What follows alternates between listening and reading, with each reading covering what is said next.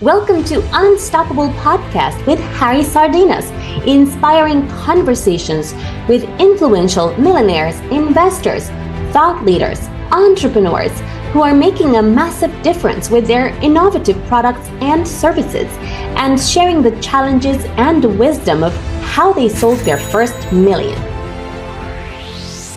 How would you like to make your first million? And today we have as a guest Jeff, which is the founder of Care for Peace. So tell us, Jeff, what do you recommend to entrepreneurs out there to make the first million? Well, for the first thing, I have to say, don't focus on the first million. Focus on really what you want to do with your life passionately. And once you do something that you are passionate about, then follow that. Do it.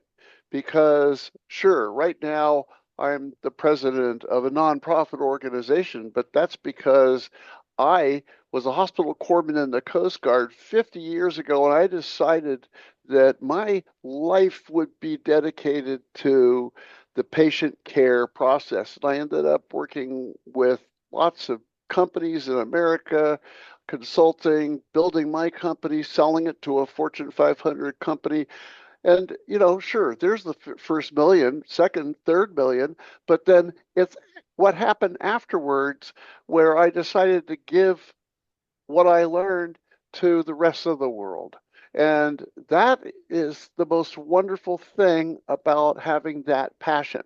So, number one is that passion. You have to have that passion. And whatever it is, for me, it was care for peace. It was like, wow, all of a sudden here I am, a hospital corpsman during the Vietnam War, and I'm in the Coast Guard reserves in an infirmary in the San Francisco Bay at the Coast Guard base, and we were getting seamen from the Mekong Delta to take care of because they were all sick. And all of a sudden, I realized this wonderful feeling I got when I was taking care of these guys was peace.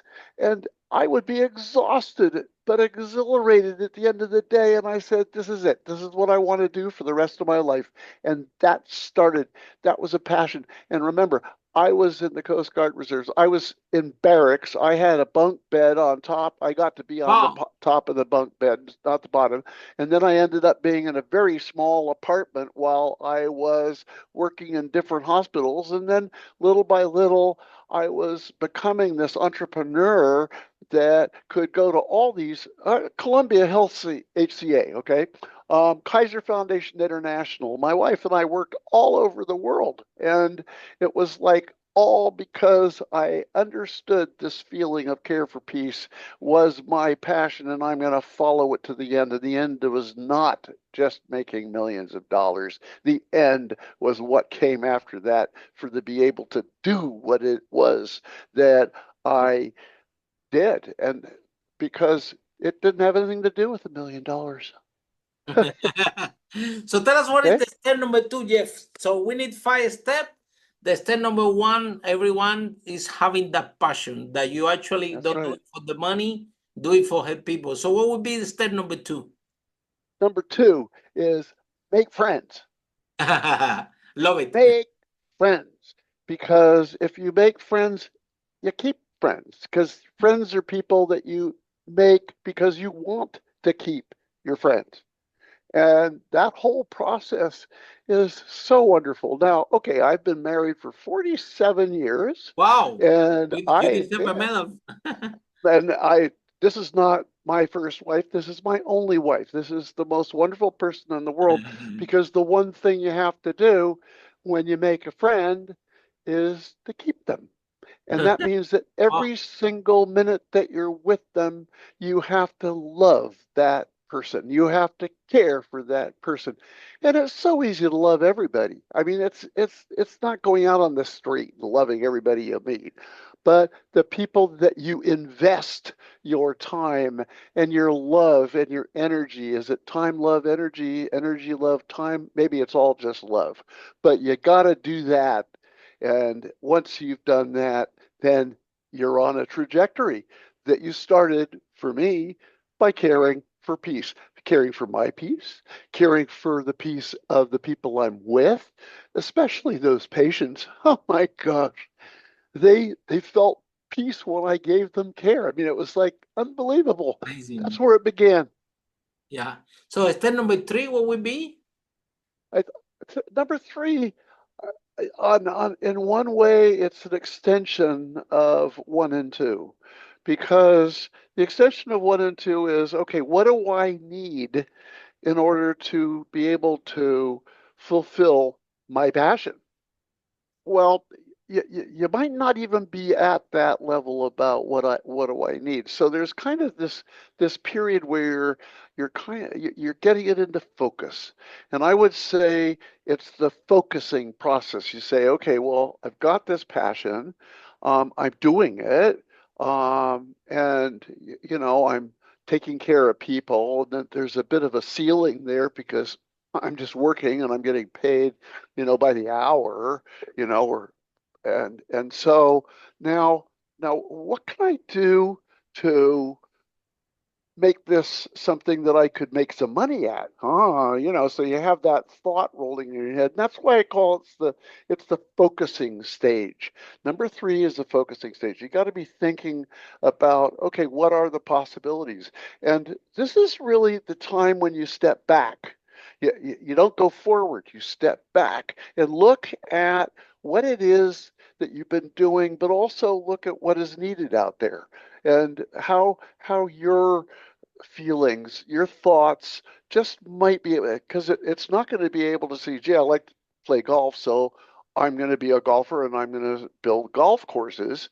Okay, maybe I like to play golf, but I've got all my friends playing golf, and wow, this one friend came up to me and said, I understand those guys are going to Mars. How would you like to be with us going to Mars? Because we got to first build a golf course on Mars. I'm making this up. So, Yeah. you got to take all the crazy ideas and throw them out and throw them in and think about it. Because after that phase, then you go to the next step, because that's your next question that you're going to ask me. Yeah, What's the tell next us. step? Time to And hear. that's the Step number 4, decision. That is the decision. decision. You make the decision. And for me, I said, okay, I'm going to start my own company. I'm not just going to work for the man. I'm not just going to work for a paycheck. I'm going to take this and make a company out of it. So I did. My father helped me start a corporation. And so, and then the next step is very important. And this is step number 5. Start. Begin. And Sounds in easy. my experience, you always start each step at the bottom. Yeah, because I can tell people that I started at the bedpan up. In my healthcare profession, I started with the bedpan, delivering bedpans to these sick guys in Wow. beds, right? That Wow. was the bedpan.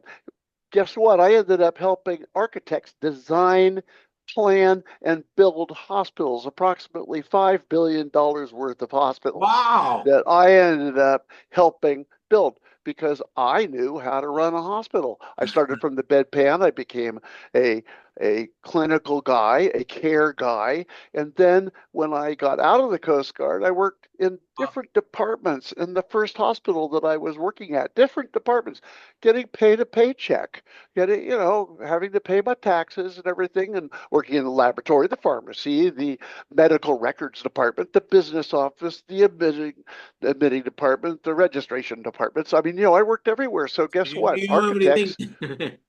Our architects don't know how to do any of that stuff. So when they're designing a hospital, they got to have somebody like me sitting That there knows. telling what you do in a hospital. I can't draw a straight line. I'm not an architect. So I ended up finding this wonderful niche that at first was just helping architects, and then I ended up selling my company to a Fortune 500 company that owns architects.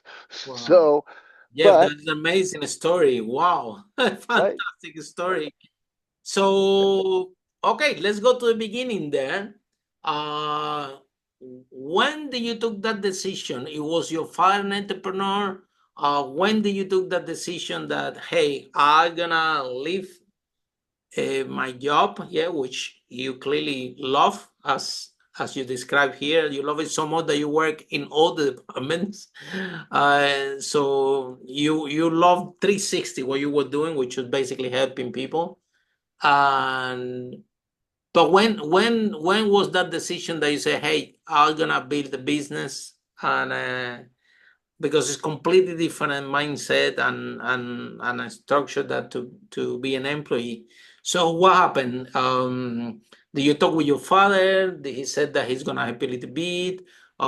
Did you read the book? Somebody in the family tell you, hey, you should do that? Regardless, that happened by accident, because all entrepreneurs, all of us, we start by accident. We see a problem, and we're trying to solve it.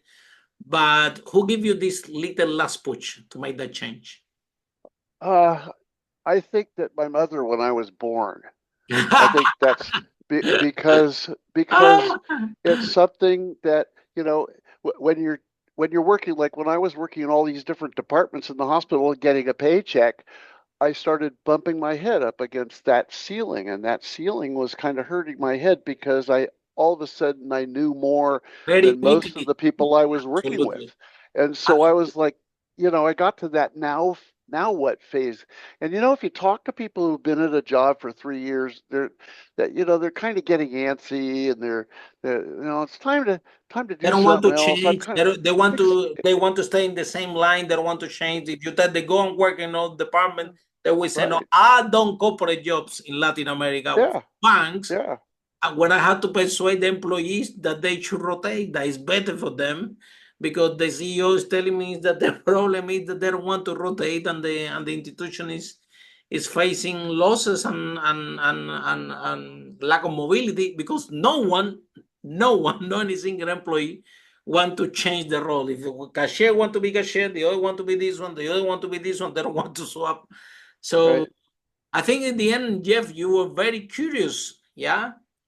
Oh, always. That's why I said that my mother, when I was born, because I was born to, push the holes in the ceiling. I mean, I just not interested in Being I comfortable. ended up, and You're then when not I interested started in my, being comfortable? well, no, I mean, listen, I had a big company. I had 260 employees, which is 260 more than I really wanted. But I Oh mean, I my ended God. I mean, that was a lot of headache, and I had a lot of I got help. it. So, and I know how to delegate. And so, I mean, yeah, there's some tools you have to pick up along the way. But I ended up becoming a planner, a healthcare planner. That was my niche. And interesting. So that Easy. means that I became more of a facilitator, and I was somebody who helped the initial process of planning what you're going to do over there in that bare lot that we're thinking about building a hospital in. Okay, so that niche is really what I ended up using when I worked outside the world in Nigeria, Vietnam, Myanmar, Oh, helping build clinics and helping the government of River State, Nigeria, the governor, plan clinics. And same thing with Myanmar. When I went to Myanmar, I helped the government of Myanmar, Aung San Suu Kyi and her whole team, uh, plan a small little clinic that we could replicate in 250 other places throughout the wow. whole country. So, but it all was about planning, and we don't know how to plan. And so after the Absolutely. military junta came in and threw out the government of Myanmar, before we were able to replicate this incredible community development and health center, that was it. And so I left and I wrote a book. Now this is where, instead of writing a book of becoming a millionaire, this is this is okay, that takes care of that. I can't build 250 more of these things. I've been kicked out of the country by the military junta. And so I wrote a book, and that's what I'm basking in right now, because I'm doing lots of podcasts, and it's a wonderful, wonderful thing. And then you have the, about planning, if if you can design this facility in a way that operates in a productive way, can save a ton of money and a ton of lives. So this job that you were doing together with architects is actually really, really important, because when it comes to hospital, when it comes to healthcare, 1 minute can mean the life of a person. So I think that Touche. indirectly you have saved millions of lives already. So I'm very happy to be talking to you. You're a great humanitarian already. So tell us a bit more about what was the biggest challenge building your company and how you become that challenge. Money. You know, Money money to is always, but it's not an impediment. Okay, yeah. not an Challenge. impediment. It's a challenge. You know, you can't build too fast and you can't build too slow. Absolutely. You've got to be paced right. And I'm a start at the bottom kind of a guy. You know, start with the bedpan. You know, and so I self-finance my company, and Wow.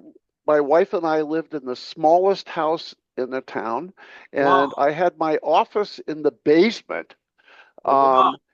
that flooded every year during the winter. It flooded, so I had to build this little wooden floor just a little bit above so that I could still wear shoes in the basement, and Wow. not wearing bare feet and sloshing in the water. So I started with with the bare minimum. And that's fine, because then I graduated to an office, which was kind of weird, because I had to get in the car at my house instead of going down to the basement. I had to get in the car and go to downtown San Anselmo, you know, 5 minutes away. And all of a sudden, and then I had to get a secretary, and then I got I tell you what to employees, and do. so and it all costs money. And so No, little by absolutely. little, I had to make sure that the money that was coming in would pay for this sudden idea called overhead. Yeah. And so, so I didn't ever have to go out for financing. I love And it. Yeah. so, which was great. So by the I time think somebody came, because you start, yeah. I think, Jeff, because you start from the very bottom and you have nothing and nobody give you anything. but Uh, that's where I'm at right now too. See, I wrote that book, and now all of a sudden I'm getting uh, what MSN.com, USA Today, I don't know, what is it, something finance, Yahoo. At I any rate, wanted to view you. I'm getting I'm getting discovered. So all of a sudden I'm in this situation. And what I'm trying to do with these podcasts is I'm trying to practice my shtick, my spiel. So when you ask me a question, I'm sitting there saying, "Okay, I've never been asked this question before. I better I better practice with you, Harry, than get on a stage, because my goal. I always have a goal. My goal is to stand on stages at student convocations, seminars, you name it, because I want to Really? help the next generation plan the second human evolution. And we're not going to be able to do that if we don't have the tools. So I'm thinking that my tools that I developed over 50 years in healthcare are the same kind of tools you need to be able to plan the second human evolution, which we are not at yet at all. I can tell you it's an amazing experience. I have done several talks for universities all over South America. And when you speak with the young generation about how to start a business, because usually the deans of those universities, they fly me there to speak. And I always asking them, so what do you want me to talk about? And especially in South America, they always tell me, Harry, talk to them about entrepreneurship, how to start a business, Yeah, because we don't have job for all of them. So yeah, yeah. they need to know that there is another way for them to thrive. And it's amazing when you talk with these young students, how hungry they are, how much attention they pay, and how they're seeking and looking for role models to make an impact in the world. So I applaud you for this goal, and I can tell you it's very addictive. and it's amazing. And it's amazing. Sometimes the only the only thing is that sometimes, one time twice happened to me that I had to be in Mexico in one conference and in Singapore in the other one the other day, and then I live in London, and I'm doing taking a plane from Mexico to London, and then another plane leaving 3 hours to Singapore. And I'm telling to the promoter, can I go and sleep in my bed at least half an hour? Just close. They say, no, you cannot miss the plane. So if you like to travel, and you don't mind being so close for your bed and don't sleep on it, then it is an amazing journey, and honestly it's very rewarding. And I think Amen. because when you're about people, when you're about helping people, and you want to make an impact in the world, this is something that you made, that you mentioned, and it's amazing. So I encourage you, I applaud you, and keep following this path. That would be amazing, and you will see the price. When you finish those conference, and the people come, and they say you, wow, I learned a lot, and they give you a hug, and they want to take a picture with you, and you can see in their eyes that they actually gonna do something with what they learn. It's amazing. It's more fulfilling than money. You get paid in another currency better than money. You will pay Amen. with There you love. go. You will pay with a smile of the people. It's an amazing. Yeah. It's very, very addictive. Yeah. Yeah. So I I like encourage that. you to go to that path. So talking about this, because it's very important what you describe, like, because you started from zero, yeah. You managed to grow the company, but you managed to grow the company in a sustainable way. Like, okay, we are growing, we need more employees. Now you need a new office, you need a secretary, you need this, you need that. But you have to be careful, because if you only can hire the amount of people that you have clients to pay them for. And a slightly mistake can get you to zero straight away, and you can end up Right. worse, where you can end up with no house, because I've been there, large company with large turnover and everything. Something happened and you are 50K, 100K down. Right. Small, tiny mistakes. So how you manage this growth? How you from where do you learn? Who told you? Yeah.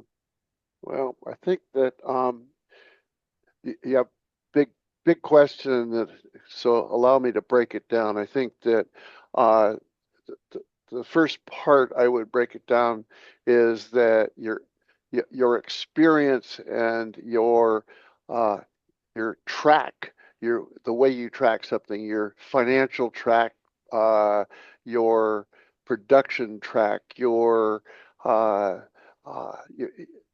your potential clients, your clients that are coming back all the time. I mean, you gotta know what it is that you're working with now, and then what your first thing to do is say, okay, are the people now being taken care of? And that's usually right about where the rub occurs. And I remember what one of my mentors, one of the junior Henry Kaisers, I worked for the Kaiser Foundation and the hospital people, but they had the original Kaiser family owned the gypsum and the engineers, but they also owned these Oh, big cement trucks. And on oh, the side of the cement trucks, they were painted pink. I mean, you're talking about 5,000 cement trucks all over the United States, painted pink. And as they were rolling around with the cement, you could see this moniker saying, find a need and fill it. And so you'd see, find a need and fill it, find a need and fill it. And I think that's the thing that kind of resonated with me when these little phases come up where, uh-oh, I need three people to do this job because the two people are starting to grumble, but I'm also starting to realize that, there's too much overtime going out. That's where you use the financial measurement to help you say, okay, well, I guess I can still add one more person, but I also want to give the other ones a raise. You also have And to then I have, balance that. It's very yeah, difficult, yeah, right? exactly. So yeah, I mean, it's a whole process. And on the front cover of my book, uh, my quote on the front cover is the process is the solution. The process is the solution. It's not the system is the solution. The system is the result of a process. But you have to get into process. Process is your data, your information, your ability to parse your data, to think about what your data is telling you. And really, go to sleep with your data because it's going to help you wake up at 2 o'clock in the morning and say, you know what? I Uh, shouldn't be running a market. I shouldn't be running a grocery store. We just had a celebration just last week on Saturday and Sunday where we turned our grocery store into a rock and roll concert and we made more money out of that than we did on a grocery store. in the Wait whole a year. minute, you know, 2 o'clock in the morning, forget the grocery store. I'm gonna do rock Rock and and roll roll business. concerts. Rock and roll business. And by the way, that is a very real story I just told you Yeah, it because sounds very real to me, honestly. that actually is happening as we speak. Oh, So, wow. yeah, it's just really a trip. I love it. I love it. Yeah. What is your book? What is your book? My book is this Wait. right Oh, here. wow. Let me see more. Okay. More. Oh, To Care for Peace. Amazing. Great book. Yeah. Yeah. Care for peace. Where can we And I find mean, this book? When, if oh, I that's on Amazon. read the It's book? on Amazon. You can get it on Amazon, but and I'm not stumping the book either. I'm not doing anything to market it. I'm not, because my goal was to write a book so that I could appease myself after the military junta took over Myanmar and just ruined our project. It's just, I mean, You at want some to point, left it by writing, yeah. exactly. So I came back and I wrote a book, and then the very, very front, I've got this front piece that says, "This book is a work in process, just like me." More So, volumes I are mean, coming, yeah. but very important in the book is it's very much focused on process and planning and pre-planning. Pre-planning is all the talk, like what you and I are doing. It's all the talk that we need to do before we can actually start thinking about how we're going to plan the future of humanity. And that's what I'm talking about. And you might ask, why am I writing about that? I'm a healthcare guy. And the thing is, when I've worked all over the world for about 30 years on and off, Wow. actually actually 40 years on and off in different countries, been around the world and all that stuff. But I started looking at the world as if it was a hospital. And I started looking at the world as if it needed care. And it does need care. And I said, how do I apply my tools to the humanity, because you got the global warming and all that stuff that's happening, in the seas rising and overpopulation, over militarization, over consumption, Mhm. overburdening the planet. I mean, there's so many over things that are facing us right now in the world. How do we address them? Yeah. So that's really where this all came from. It came from healthcare. There's nothing But yeah, nothing that is. let's face it, you already have accomplished a lot in your life, yeah. Why you don't Still much retire? to do. Why you don't go on holiday? Why you don't make, clearly you don't need the money. You can go with your wife, retire, be in a beach, drinking a mojito. Why are you working? Oh my God, you call that work? What I'm This is not work, my friend. I mean, we haven't talked about what comes before those five things. The first one is the passion, right? I did say that Yeah, I you could say introduce clearly, myself. yeah. And You another clearly are one is passionate what you're talking about, yeah. I can another one is here's another one. How can I help and how high? How can I help and how high? No matter what you do, people are always needing help. Don't wait till they tell you what to do. Absolutely. Ask them what you could do for Yeah. them. And Yeah. that, you know, that this is I, nothing but I haven't worked a day in my life. and Well, that's no, wait a minute. amazing. That's not true. That's not true. No, I worked, and work for me was when I was doing the drudgery stuff that I realized little by little, unfortunately, little by little, I finally, it's the frog in the frying pan thing. I realized, what am I doing this for? You know, so gotta get at least past all that. But I didn't. I don't.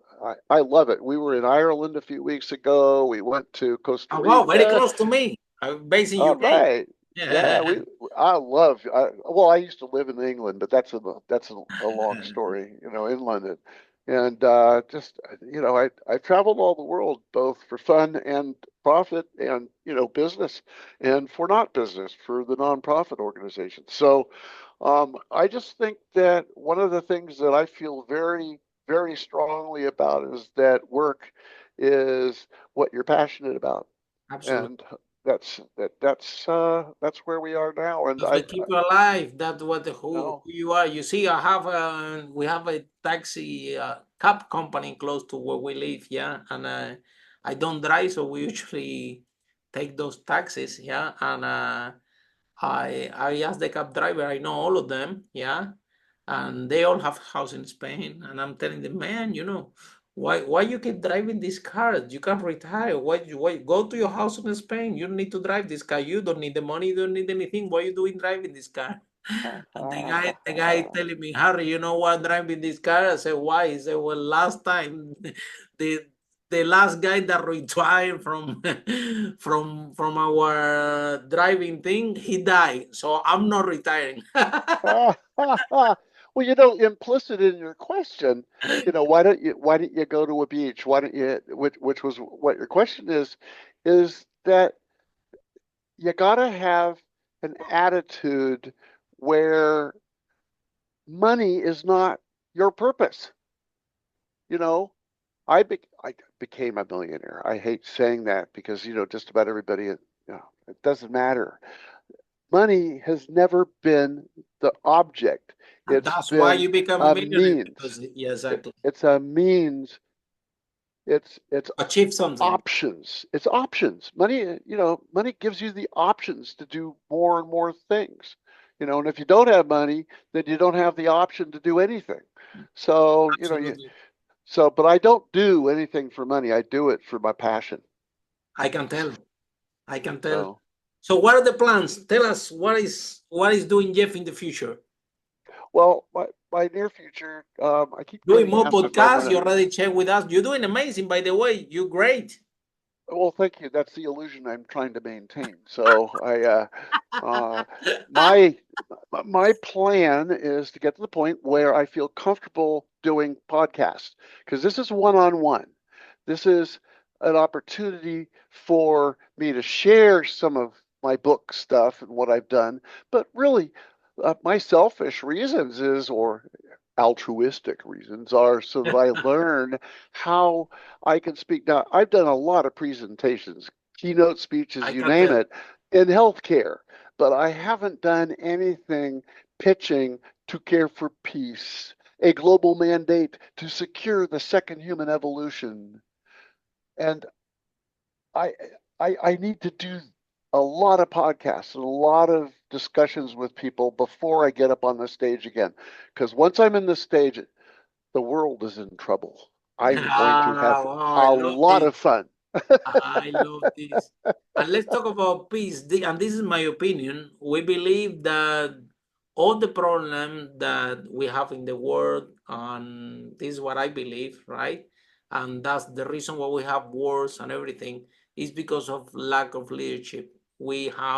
Nobody wants to do. I run a workshop. The name is Speakers and Leaders. Everybody wants to be a speaker. Nobody wants to be a leader.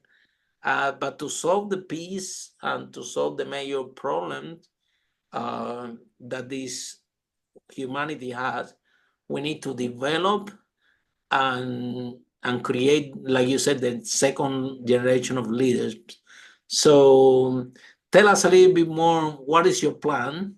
and where these leaders are coming from, because we see usually the greatest leaders that I met, they are actually entrepreneurs. Somebody like you that start from nothing, literally, and live in a tiny house, and you didn't do more until you could afford, and then you create that culture and you manage to grow that company sustainable. And now look at you, now you want peace in the world, yeah, which is a huge goal. But I think that the foundation of that is to how the question would be, how can we embrace more the young generation, which is the second generation that can save this planet, in being more involved in what is a good leader with good ethic represent and can do for the generation. Because what I see in the world right now, everywhere, that's why we have wars and problems everywhere, is a huge lack of leadership, in my opinion. Right, right. Well, I don't blame the leaders. I don't blame leaders at all because they filled a space. They filled a hole. And Netanyahu or Trump or Viktor Orban, I mean, Putin, you name it, all these people are they're just filling a hole, and we have Absolutely. allowed that. And I'm taking some blame for that. We have allowed that. We are supposed to be educated. We are the ones who are responsible for discussing and talking, which is what you and I are doing.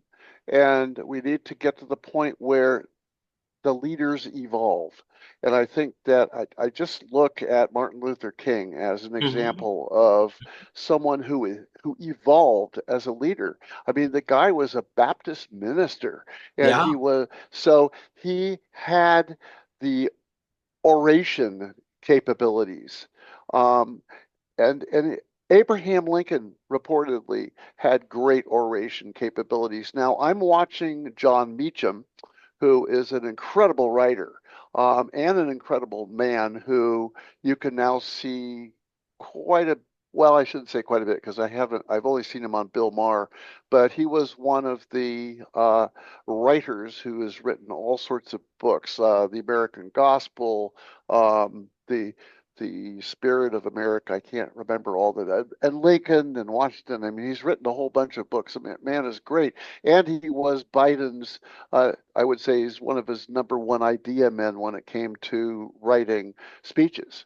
So when you hear about America's good angels, that's John Meacham. So I'm watching him. Here's a man who could be one of those speakers, one of those leaders, but he's already leading, he's already writing, he's helping leaders. So Absolutely. is he going to be somebody who could be a president? No. The problem is that between our job, which is discussing this, and the people who take on the governing responsibility, they don't have the right job description.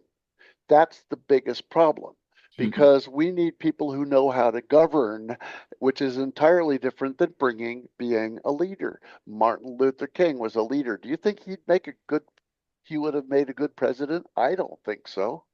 And I think that we have to really be thinking about what the job description should be for the people who are in charge of governing so that it is ethical, equitable, and fair. And those three things are how we measure the capability of a leader. But that's wrong. We shouldn't be measuring the capability of a leader. We should be measuring the capability of a governor. Governor. I mean, governor is a very important word. I know we call him the governor of California, the governor of New York, but I think that we have to start looking for the leaders where they are and have them help us identify who would be a good governor. I love it. And to Brilliant. okay, it's I don't know how brilliant it is. I just think that I look at academia as a place where we've got a breeding ground of unbelievable potential leaders, governors. and they aren't necessarily the Martin Luther Kings. They're the people who learn Know how to how govern, to, yeah. well, they also know how to plan. I mean, does Trump know how to plan? Oh my God. Trump doesn't even know how to speak. Well, excuse me, that's my opinion. I just, and you can't rule by opinions, and you can't, you've got to know how to take an issue and put it in front of people and then discuss the issue without owning it.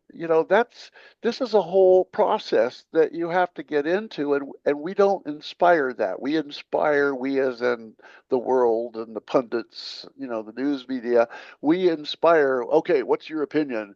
Here's what my opinion is. Okay, let's watch our opinions clash. I believe in abortion. No, I don't believe in abortion. And let's see Hey who guys, wins. back up. Let's talk about a issue we can discuss that we both agree on. Backing up is the most important thing you must do if you want to have a Absolutely. discussion about something. And you back up and you say, what are we going to talk about? Okay, we're going to talk about population in the world. Let's just talk about world population. Okay, is there a problem with world population? Well, let's see. A bunch of people are getting on boats in North Africa and boats in India and Bangladesh, and they're all going to other countries. I imagine that they're probably passing each other in boats. I mean, it's we have a population problem. Okay, don't talk about abortion. Let's talk about population. And you got to start with commonality. You have to have a Then you have commonality. countries that the natality is really low, so they need more Exactly. people. So Exactly. Yeah. it's all about balance out. Yeah, and I think that yeah, it's exactly what you share. Identify those leaders, develop those leaders that they can help us to identify which one is the better person for the job and Right. For and governing. Right. the Right. government. Yeah, and then Right. what are the values of those leadership? Because that's the other thing as well. Today we have Yes. Yes. today we see that nothing against the footballers or anything like that, but today we see that um, somebody that play football can have a huge following and can even condition a vote in United States, or a singer or an artist, right? Yeah. Yeah. Again, if that person, if that leader, right, are the values align with what humanity needs, because in the end of the day, we're trying to Yes. improve humanity for the next generation to come. So Yeah. I think that is all this groundwork that needs to be done in everybody, so we can set up a worldwide set of values that will allow us to move forward. Yes. Harry, this is the reason why you exist. It's Really? because you are one of, I have no idea how many podcast hosts are out there, but you're providing probably one of the most important aspects right now of getting the thoughts out there, starting to talk about specific issues with different people so that you can bring them into that sphere of issue Right. discussion, not opinions, but and that's what you're doing. You have a breadth, and depth that leaders, governors do not have, because you're talking to people all over the world. And you can bring these people to your discussion table and help this whole process with that I call pre-planning. Mhm. Because pre-planning is just talking. Don't call the architects, because they don't know what to do. They're drawing. They're artists.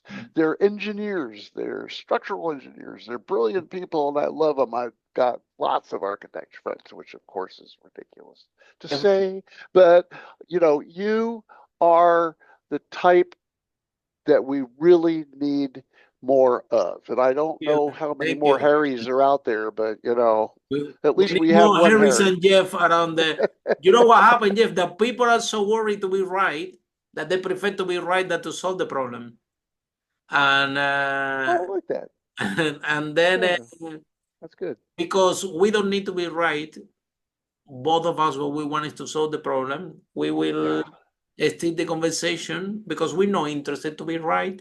We're not interested to say, wow, Harry win the conversation, Jeff win the conversation, what Jeff proposing, that ego, we surrendered to that ego a long time ago when we built our first business and we make our first million, because if we didn't surrender to that ego, we won't make it in the first place. So we have zero ego. We have no interest whatsoever we want to solve the problem, and we want to be a contribution for the problem solving. And I've been working on this parallel with what your vision is for a while now, traveling the world and topic, speaking with literally thousands of people.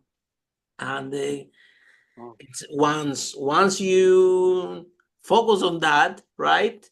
That we don't need to be right. We're not interested to be right. We want everybody to surrender, because if we manage everybody to surrender and manage to talk, you will see that more life can be saved. It's sad. It's sad that billions of dollars from the United States goes to another country to produce weapons when people are dying of hunger. That it's sad that other countries are busy trying to take what they can and resources from another country, right, to try to develop themselves.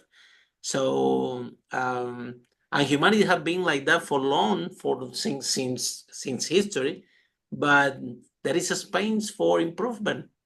You always say there is no ceiling. So if we are curious enough and we start the conversation, we will break that ceiling and achieve something amazing. So you have a fan, yeah?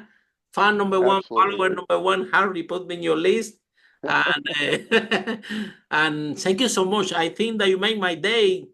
I'm very happy to have this conversation with you. I think that you are amazing, and I can tell because I can smell it that you're into something huge, that you are just starting.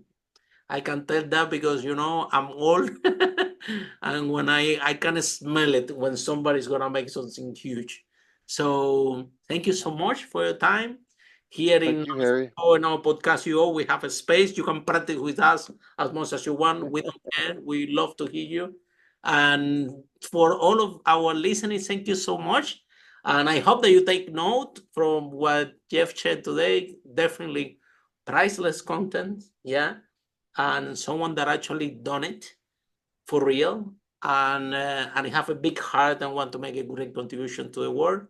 And we are very grateful that you exist, and you grateful that you are who you are. So thank you so much, and see you guys in our next episode of Unstoppable. How brave entrepreneurs like Jeff break that wall, achieve the first million, but even better, now they're gonna change the world. Bye for now. Follow us for more interviews with world's most influential, audacious entrepreneurs that overcame challenges and adversity, providing you with the blueprint of how they sold their first million so you can grow your business exponentially.